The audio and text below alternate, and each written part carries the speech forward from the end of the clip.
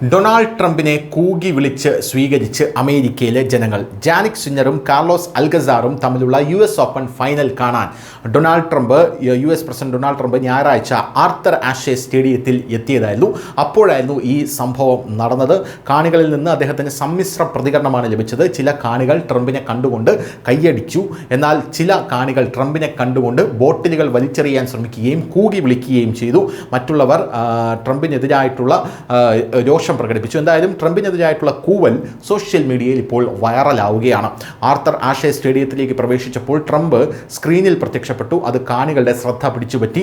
ചിലർ അദ്ദേഹത്തെ കൈയടിച്ചു, മറ്റുള്ളവർ പരിഹസിച്ചു. സമ്മിശ്ര പ്രതികരണത്തിന് ട്രംപ് കൈവീശിയാണ് മറുപടി നൽകിയത്. അതേസമയം പ്രതിപക്ഷം ഇതാണ് ജനങ്ങളുടെ ഇപ്പോഴത്തെ മൈൻഡ് സെറ്റ് എന്ന് ഇതൊരു ആയുധമാക്കിയെടുത്ത് പ്രതികരിച്ചിരിക്കുകയാണ്. ട്രംപിനെ കാണുന്നത് പോലും ജനങ്ങൾക്കിപ്പോൾ വലിയ രീതിയിലുള്ള അസ്വസ്ഥതയാണ് എന്നാണ് പ്രതിപക്ഷം പറയുന്നത്. ട്രംപ് മത്സരം കാണാൻ എത്തുന്നതിനാൽ സ്റ്റേഡിയത്തിൽ കനത്ത സുരക്ഷയാണ് ഏർപ്പെടുത്തിയിരുന്നത്. ഇതുമൂലം മത്സരം 30 മിനിറ്റ് വൈകിയാണ് ആരംഭിച്ചത്. ആരാധകരും കാണികളും 1 മണിക്കൂറോളം നീണ്ട ക്യൂവിൽ നിൽക്കേണ്ടി വന്നു. ഇക്കാരണത്താൽ ട്രംപ് പ്രത്യക്ഷപ്പെട്ട ഉടനെ കാണികൾ അതൃപ്തി പ്രകടിപ്പിച്ചു. ഹ്യൂറേയ്ക്ക് ആഹ്വാനം ചെയ്തു. ട്രംപ് മുഷ്ടി ചുരുട്ടി കൈവീശി അദ്ദേഹത്തെ സ്വാഗതം ചെയ്തു എന്നും റിപ്പോർട്ട് സൂചിപ്പിക്കുന്നുണ്ട്.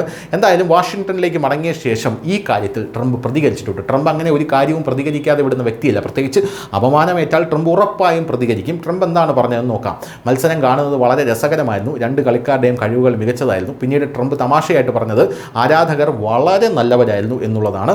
ട്രംപ് US ഓപ്പണിൽ എത്തുന്നത് ഇതാദ്യമായല്ല എന്നത് ശ്രദ്ധിക്കേണ്ടതാണ്. മുമ്പ് അദ്ദേഹം പതിവായി മത്സരം കാണാൻ പോകാറുണ്ടായിരുന്നു. തൻ്റെ പേഴ്സണൽ സ്യൂട്ടിൽ നിന്നാണ് ട്രംപ് മത്സരം കാണാൻ പോകാറുള്ളത്. പക്ഷേ ഇത്തരത്തിലൊരു അനുഭവം ട്രംപിന് ആദ്യമായിട്ടാണ്. News desk news India Malayalam.